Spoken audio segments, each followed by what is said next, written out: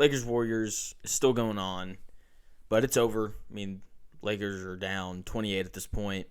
Fourth quarter, the game's a wrap. Everything that we need to know we saw in the first three quarters. I doubt anything new will be unlocked here in terms of coaching and adjustments. And speaking of adjustments, man, the Warriors made some adjustments. Some on purpose. The biggest one, though, wasn't on purpose.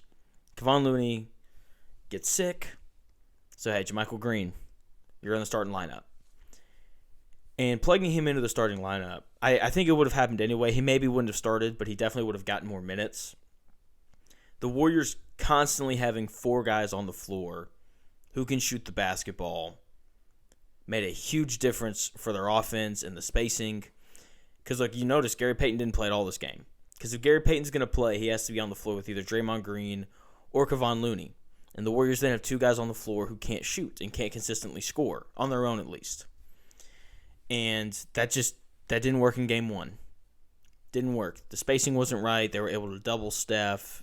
And anybody, really, any of the other three shooters, whether it was Poole, Curry, and Clay, Poole, Curry, and Moody, whoever it was, they were able to double and really make life really tough on those guys to get off good open looks. But putting Jamychal Green on the floor spaced everything out, allowed them to get more good looks, and that's why you see that the Warriors are going to score more points this game than they did last game, and Steph didn't take anywhere near as many shots. Now, obviously, Klay Thompson going crazy from three, starting 6 of 8. I mean, just absolutely shooting lights out. It looked like Game 6 Klay.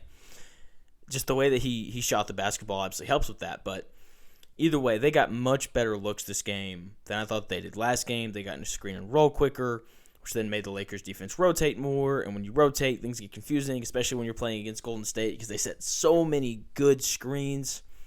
Then you're chasing guys all over the place. And the next thing you know, they're going to hit a three. I mean, it is just, they are so tough to stop. And they got their offense moving early before the Lakers could get set. So that was their big adjustment. They also put Draymond Green on Anthony Davis instead of Kevon Looney. I thought that was a big adjustment. Now let's talk about Anthony Davis. A large part of why I took the Warriors to win this series, part of it had to do with the fact that they have Steph Curry. He's the best player in the series.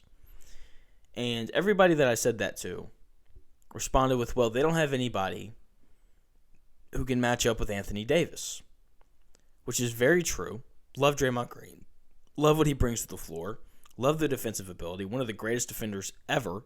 Whether you like him or not, you can't deny that. He doesn't match up with Anthony Davis, though. Okay, he's 6'7".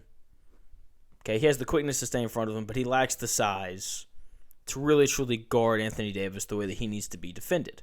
But look, he works hard. He does all that. Going into the fourth quarter, Anthony Davis had only attempted 11 shots. And that's why I took the Warriors. Yes, the Warriors don't have anybody who can match up with Anthony Davis.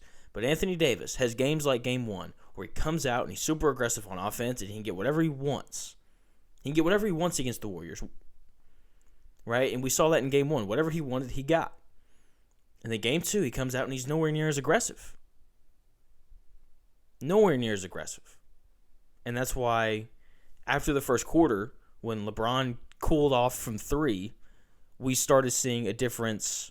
That's when the Warriors were able to pull away and put some distance between them and the Lakers because Anthony Davis wasn't aggressive enough. Anthony Davis should lead them in shots attempted every single game by at least 5 shots.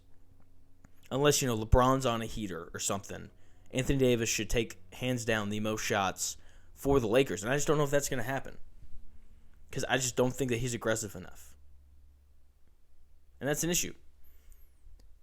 Looking at the other guys, I thought Rui played really well off the bench. Kind of surprised he didn't get more minutes through those first 3 quarters. Only had 16 minutes played through the first 3 quarters. And he was shooting the ball really well. He spaced the floor really well.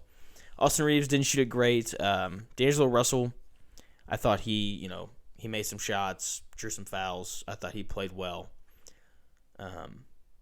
Klay Thompson obviously shot the ball extremely well. I thought Moses Moody off the bench played really well. The defense, the rebounding, hit a couple open shots.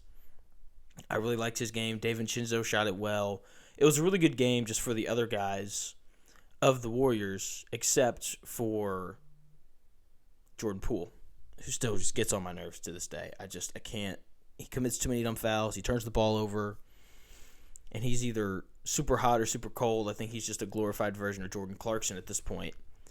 He's going to have to play better, though, I think, for the Warriors to win the series. Which, look, you have clunkers sometimes, especially when you're a guy who shoots the ball from deep a lot. It happens. I'm sure he'll bounce back. We know Jordan Poole hasn't lost any confidence after this game. Just ended 127-100. Warriors win to tie at 1-1, going back to L.A. every other day. I don't really know who that favors. Both of these teams are a little bit older. So we'll see. I'm excited for Game 3. I expect the Warriors to come out swinging, trying to steal a game back. It's going to be just as good as Game 1 was. Cannot wait to see it. Make sure you're subscribed here to see the post-game breakdowns, just like this one, just like Game 1. We're doing them for every single game this series, so make sure you're subscribed. Comment below who you think is going to win the series.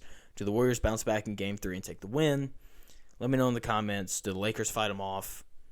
Let me know your thoughts. Like the video, comment, subscribe, and I'll be back again with y'all with another video probably tomorrow night or Saturday night. Either one. There's another video coming at some point.